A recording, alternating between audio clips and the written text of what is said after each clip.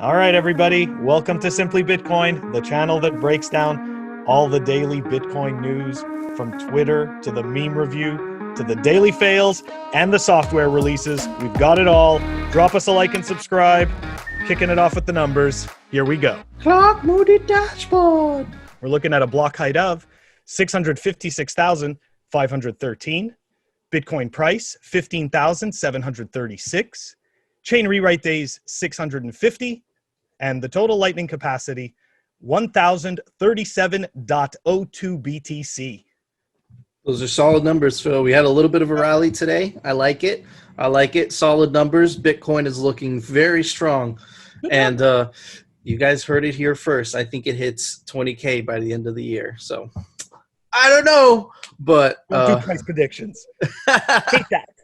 I know, no price predictions, but that's what my spidey sense is telling me. I know. I like to put imaginary numbers in my head, but that's as far as I go, you know? Every time I spit them out, they sound stupid. So.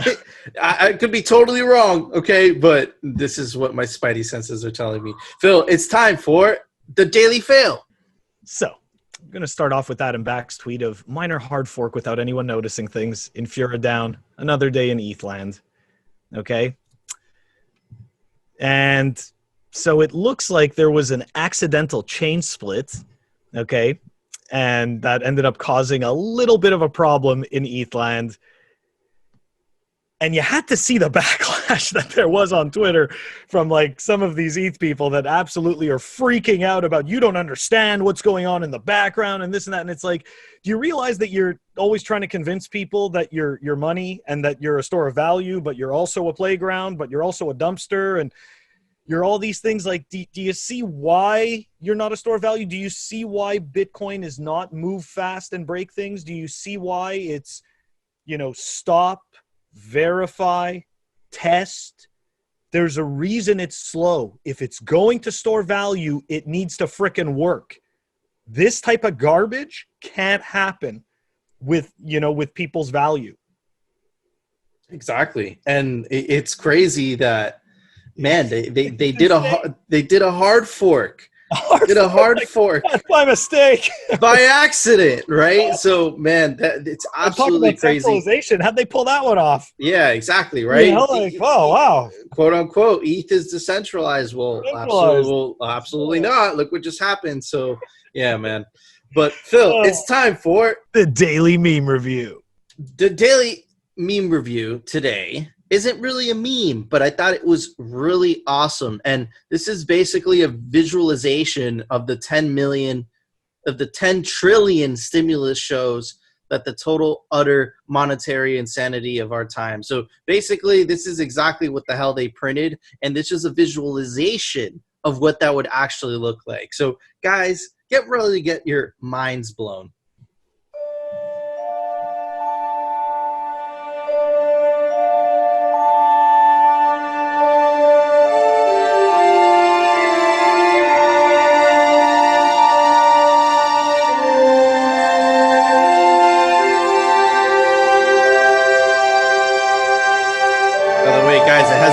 The amount on the bottom left.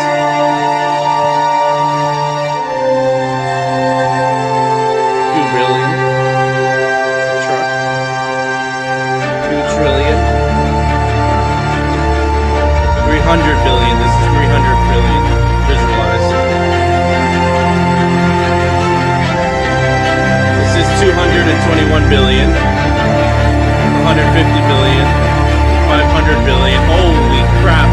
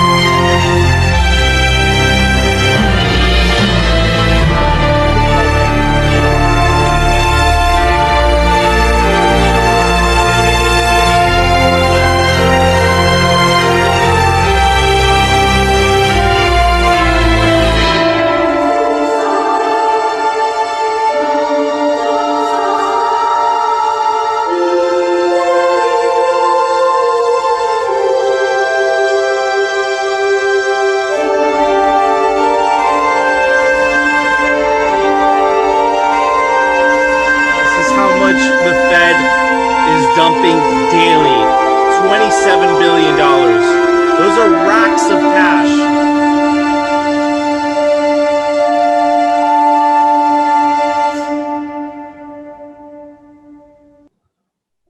Wow. Yeah, man. Dude, that was highly effective.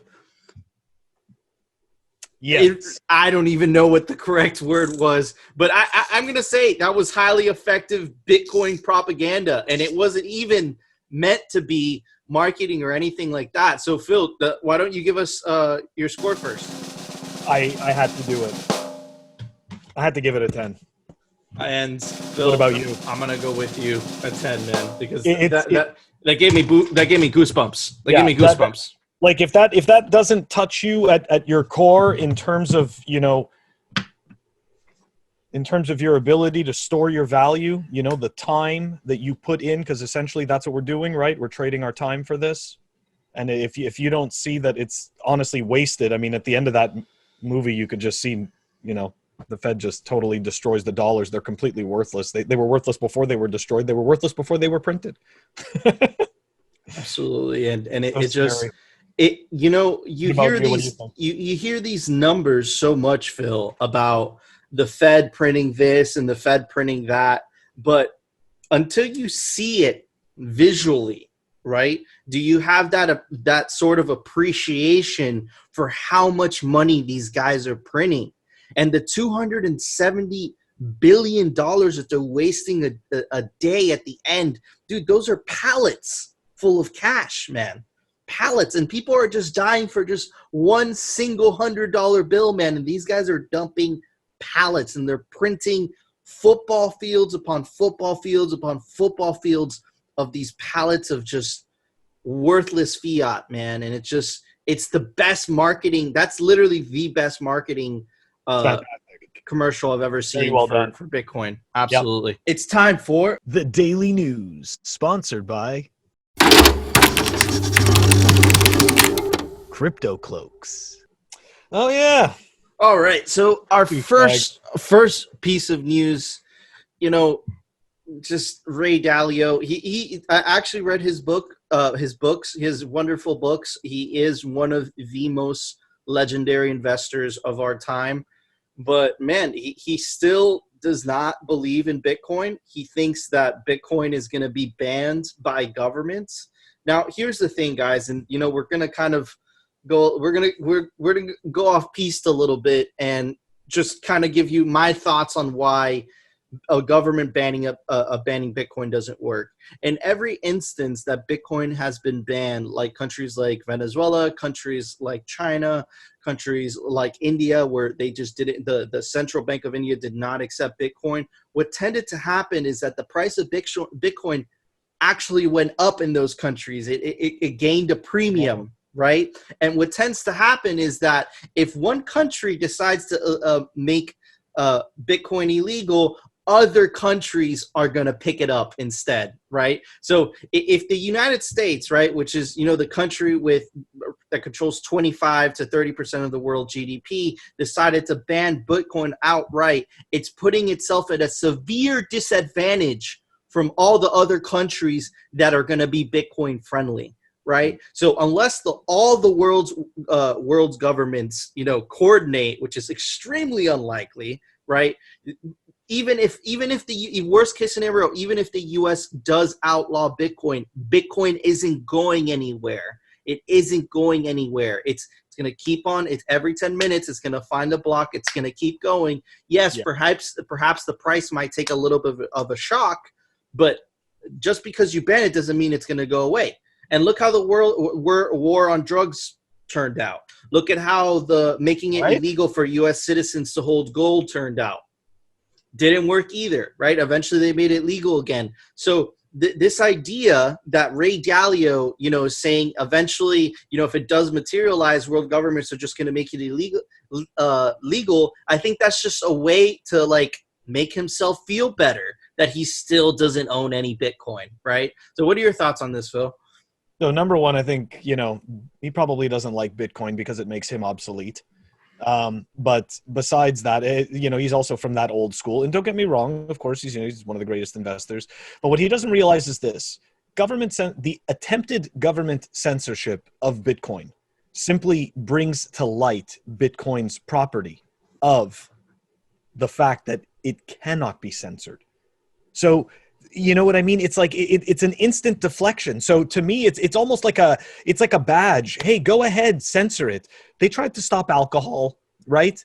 They did the same thing. You know, they did the same thing with multiple other things, right? That you had mentioned. And where does it get them? Like, look at the war on drugs. Is it really a war on drugs, or is it really just a weird political war of other real reasons, and they just so happen to pick drugs? It costs a lot of money and it doesn't work. It's already been proven. So anyways, you know what? I welcome their censorship because I can buy some Bitcoin a little bit cheaper, maybe for a couple of hours. Good for me. You know? Absolutely, Phil. And let's move on to the second piece of news for today.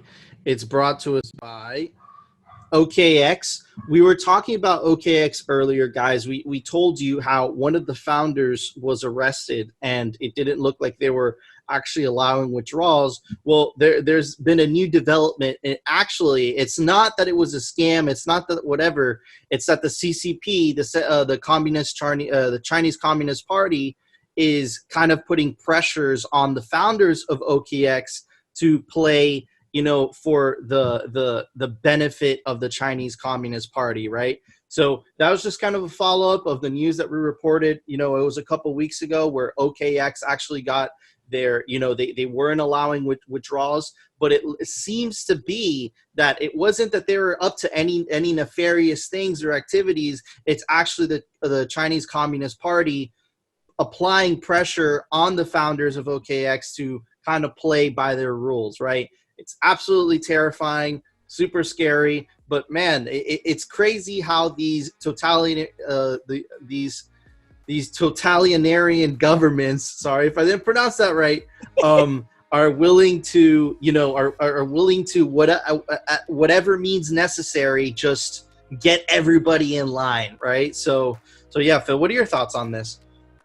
I mean, you know, so the dystopian type of information that we get obviously is very scary, and again, this is just more of that information. So I really think that I do believe that things are going to get better, right? But I think in the near term and in the near future, it's going to get a lot worse, because governments, especially, you know, the CCP is definitely, they know how to monitor their population. They know how to move their population. They know how to do a lot of things.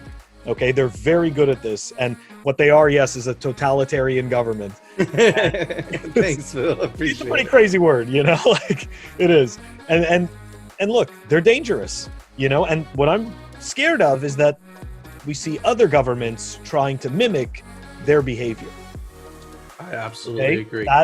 That's the problem. 100%. Yeah. Phil, there is a software release today. I use it, so it was pretty big. What was it, Phil? Software releases. All right, so for software releases, we've got, and I have this node as well, the myNode version 0.2.18 was released. And the link to the update and the release notes will be in the show notes. Awesome. Thank you, Phil. Guys, thank you so much for tuning in to another episode of Simply Bitcoin. If you guys like the show, give it a thumbs up. If you guys love the show, make sure to subscribe. And of course, we'll see you tomorrow for another episode of Simply Bitcoin and No Shitcoins.